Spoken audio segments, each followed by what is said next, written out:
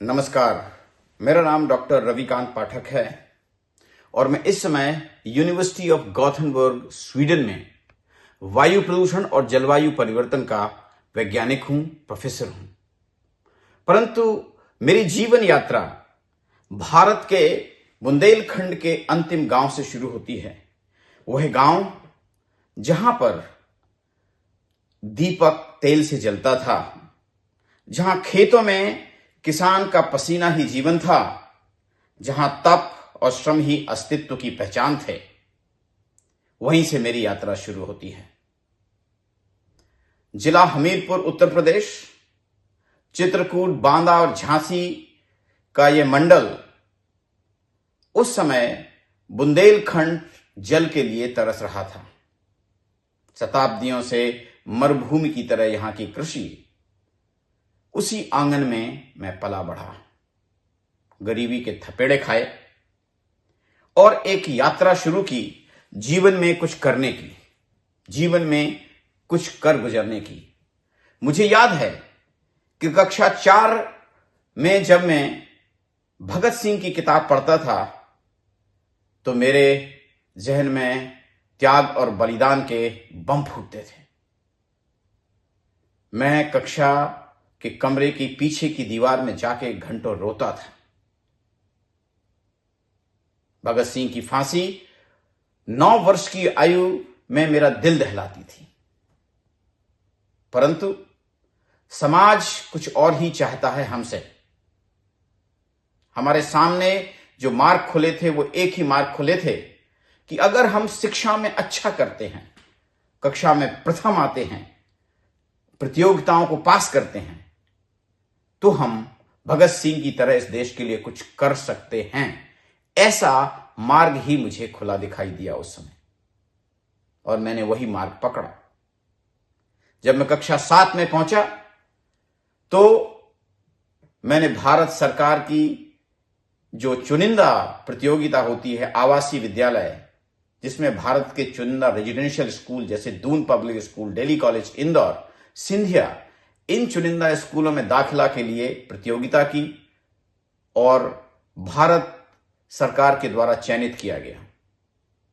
मैंने boys town public school में दाखिला लिया और उसके उपरांत दिल्ली कॉलेज इंदौर में शिक्षा प्राप्त की।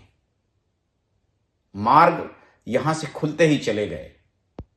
आईआईटी जेई के माध्यम से मैंने आईआईटी क्रैक की और आईआईटी बॉम्बे में दाखिला लिया। जीवन में सदैव एक करने की तमन्ना थी कि हम अपनी मिट्टी के लिए कुछ कर पाएं। वो भाव कहीं ना कहीं मरा नहीं, दबा नहीं। आईआईटी में हमने देखा कि जो लोग वहां पर जाते हैं वह अपने करियर पर ध्यान देते हैं और उसी प्रवाह में मेरा जीवन आगे चलता गया। कई विकल्प आए, परंतु एक विकल्प चुना कि कुछ तकनीकी और विज्ञान के माध्यम से अपनी मिट्टी के लिए कुछ कर पाए। हांगकांग में दाखिला मिला पीएचडी में और वहां पर शोध की एक गहरी यात्रा शुरू की। मुझे याद है कि वर्ष 2003 अगस्त, जब लगभग तय हो गया था कि मैं अपनी पीएचडी थीसिस समाप्त करूंगा, और उसी समय थीसिस समाप्त होने से पहले ही मेरे शोध पत्रों के आधार पर विश्व के टॉप जो यूनिवर्सिटीज हैं, चुनिंदा विश्वविद्यालय हैं, उनमें से एक है कार्नेगी मेलन, अमेरिका का। वहां से मुझे शोधकर्ता, पोस्टडॉक, रिसर्च साइंटिस्ट के लिए ऑफर आ गया।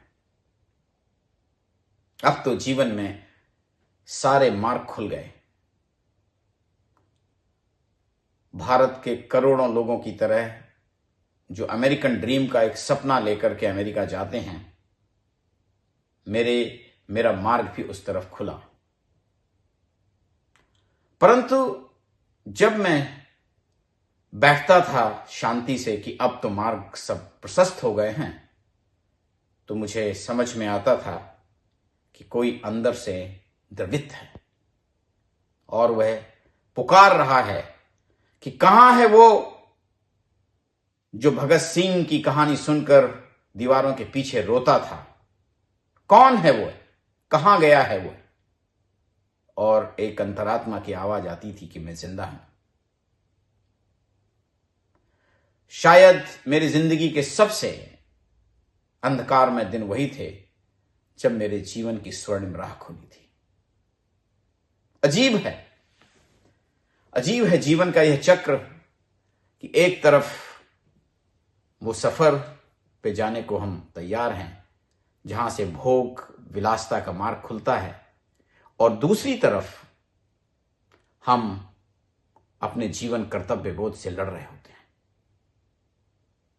इस अंधेरे में जो राह खुली वह खुली सनातन के परमोत्कर्ष और उपनिषदों का निचोड़ भगवद गीता से। कर्मण्येवाधिकारस्तु मा फलेषु कदाचन का यह महावाक्य जीवन में घर कर गया, और मैंने डूबकर भगवद गीता को पढ़ा, आत्मसात किया, कर्मयोग के सिद्धांत को अपनाया कि मेरा जीवन सिर्फ इस राष्ट्र के लिए है, और राष्ट्र प्रथम का यह संकल्प जो मन में बैठा तो आज तक जिंदा है।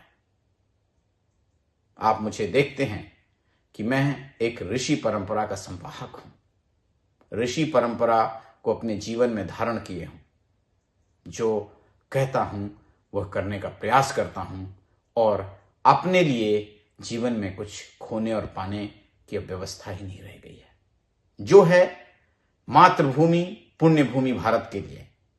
भारत की मिट्टी ही मेरी अपने जीवन का लक्ष्य है, मेरी अपनी उपलब्धि ही इस मिट्टी की सेवा है। तो आओ, आपका इस श्रृंखला में हम स्वागत करते हैं।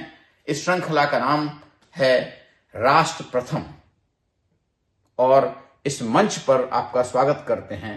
इस मंच का नाम है राष्ट्र अभ्युदय मंच। यह भारत जो विश्व गुरु कहलाता था, यह भारत जो संपूर्ण दुनिया में अपने औद्योगिकी, प्रौद्योगिकी, व्यापार, संस्कृति, शिक्षा, आध्यात्मिक उत्कृष्टता सभी के लिए पूरे दुनिया को राह दिखाता रहा है, वह भारत 1000 वर्ष की गुलामी पार कर अब अंगड़ाई लेने को है। यह भारत जिसके पास एक माइंड पावर है विश्व का, आज वह भारत आपको आह्वान करता है कि तुम किस स्वार्थ में डूबे हो, तुमने किस संकुचित मानसिकता को ओढ़ रखा है, तुम शहरीकरण की इस स्टैम्पीड में कुचले जा रहे हो और अपने राष्ट्रीय कर्तव्य बोध से विमुख हो। आज राष्ट्र प्रथम में हम इस देश के उन लोगों का आह्वान करते हैं जिनके जीवन में भगत सिंह, चंद्रशेखर आजाद, गांधी, टैगोर, तिलक ऐसे आधुनिक क्रांतिकारियों और हमारे दधीच राम, कृष्ण, बुद्ध जैसे महाअवतारों के विचारों की झंझना है। उद्वेलित हैं वो इस राष्ट्र के उत्कर्ष के लिए, लेकिन उन्हें मार्ग नहीं मिल रहा है। हम आह्वान करते हैं इस मंच पर, इस राष्ट्र अभ्युदय मंच पर, उन शूरवीरों का, उन राष्ट्रभक्तों का जो भारत की भूमि के लिए जीते हैं और भारत की भूमि के लिए मरना चाहते हैं। हर युग में अपनी संतानों का कर्तव्य होता है अपनी मातृभूमि के ऋण को उतारना। जिनके अंदर यह कर्तव्य बोध है उनके लिए यह श्रृंखला प्रारंभ हो रही है। राष्ट्र अभ्युदय मंच, इस राष्ट्र का अभ्युदय सुनिश्चित है। यह राष्ट्र और कुचला, नीचे पड़ा हुआ नहीं रह सकता है। इसके उत्कर्ष की कहानी इसकी संतानें लिखेंगी और लिख रही हैं। यह वह दौर है जब भारत विश्व गुरु के मार्ग पर अंगड़ाई ले रहा है, लेकिन वह किसी दूसरी सभ्यता, किसी दूसरे संस्कृति के उन्माद में जो भोगवादी व्यवस्था पूरे विश्व में चली गई है, प्रसारित हो रही है, चल पड़ी है, उस विश्व की व्यवस्था से अलग अपनी ओरिजिनल ऑथेंटिक एक व्यवस्था खड़ा करेगा। भारत संस्कारों का देश है। यहां की शिक्षा मैकाले की शिक्षा नहीं हो सकती। यहां की शिक्षा में संस्कार लाना पड़ेगा। आप हमारे साथ बने रहिए और हमारे साथ जुड़े रहिए। राष्ट्र उत्कर्ष के लिए राष्ट्र अभ्युदय मंच से। राष्ट्र प्रथम ही हम सब का कर्तव्य है और इसके अलावा और कुछ नहीं। भारत माता की जय।